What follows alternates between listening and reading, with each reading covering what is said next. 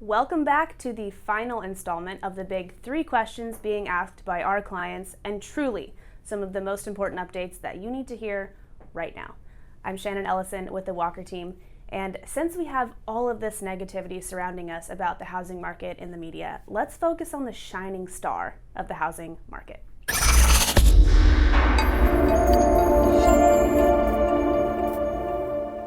Plenty of people ask me today, should I even buy a house right now?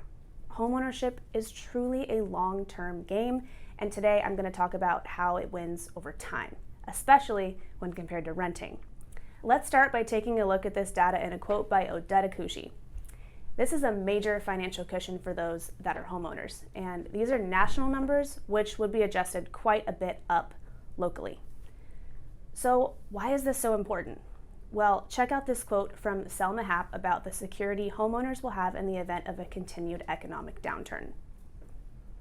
Are you aware that the net worth of a homeowner is 40 times that of a renter? Home ownership versus renting is a huge factor in someone's long-term wealth, not just in terms of equity growth, but also tax savings.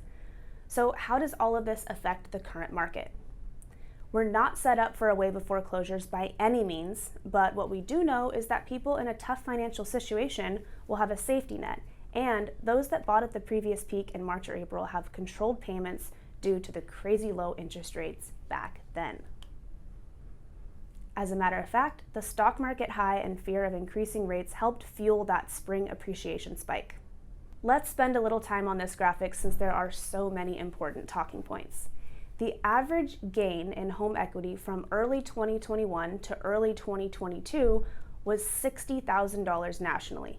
Here in California, we experienced double that number. Imagine what that means for the strongest overall market in California here in Silicon Valley.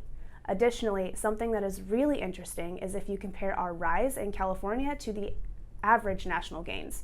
We are one of the healthiest, not low, but not overinflated either. That's very interesting when you think about it contrary to what you're probably hearing out there. The ultimate truth, even if we see month-to-month fluctuations, homeowners are in a position to weather hard times easier. Let's look at the long game, the past 30 years. The percentage change in California has been just above average, which means our gains have been healthy.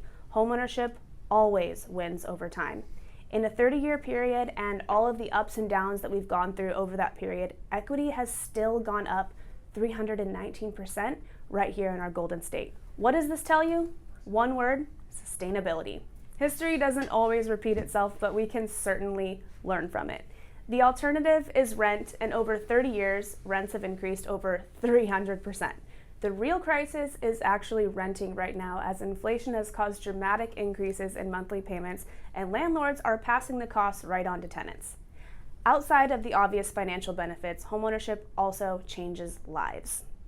Security and stability, privacy, personalization and home improvements, community participation, financial education.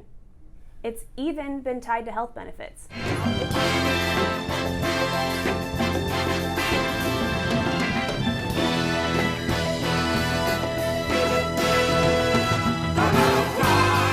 So, the bottom line, home ownership isn't all doom and gloom, and don't overthink the risks of getting into the market, either as a first-time homebuyer or as an investor.